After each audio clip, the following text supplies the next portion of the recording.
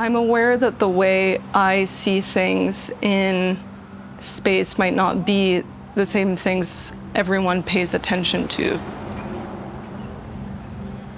She's just like, you know, she has a full face of makeup over here. She's ready for the club. She's like, look at me. I look hot as fuck. I have lipstick on and I'm a statue.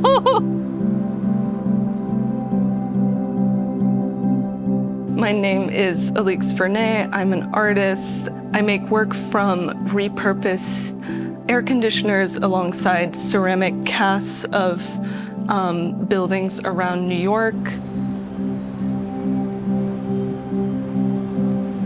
I've been working on a series of works from repurposed air conditioners I call heat exchange poems. I'm interested in thinking about the air conditioner as a kind of public sculpture object. It's in almost every window.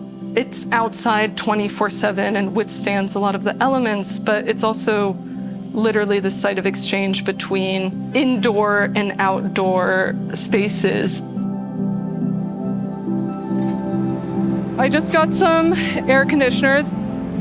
I usually wash them and then I take them up to the studio, and then that's when I start working from them almost as, surfaces. I call them poems because I was really interested in the ways that the backs of ACs get marked up in all kinds of ways. There's just a bunch of ways people mark these in the city. This is a good one. The fins are really sensitive, and I like that it's this object. It can hurt you. I've sometimes gotten cut by these things. The fins are sharp, but they're also so sensitive and delicate, and they bear the marks of all the ways they've been handled really easily, which I think there's a kind of poetics in that. I love when, people see my work and then go out and are like, oh, I started noticing things I hadn't before in the city, or I'm looking at this differently.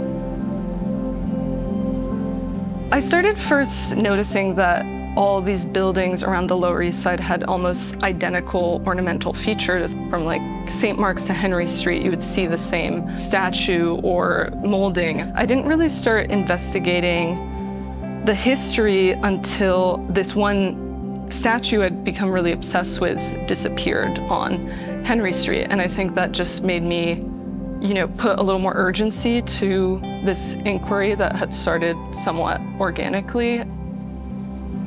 We are currently on St. Mark's looking at one of the statues I made a mold from. She just looks like she's seen everything. And on St. Mark's, I'm sure she has. The way mold making works is that you're always capturing the negative of something. So you're capturing the way it meets the world in a ways. A lot of these buildings were at the source of a lot of stigma and attacks from upper class building developers who were really threatened by these highly ornamental buildings, mostly built by immigrant architects or contractors, builders, because they were really flamboyant and beautiful, and people wanted to live in those buildings more than these sort of austere apartments that reflected these sort of Christian ideals around purity and how the poor should live. I think part of what interests me in, the ornamentation of all these buildings is they're also shaped by a kind of homesickness in a way, because they're also referencing and reconstituting elements of places they had to leave.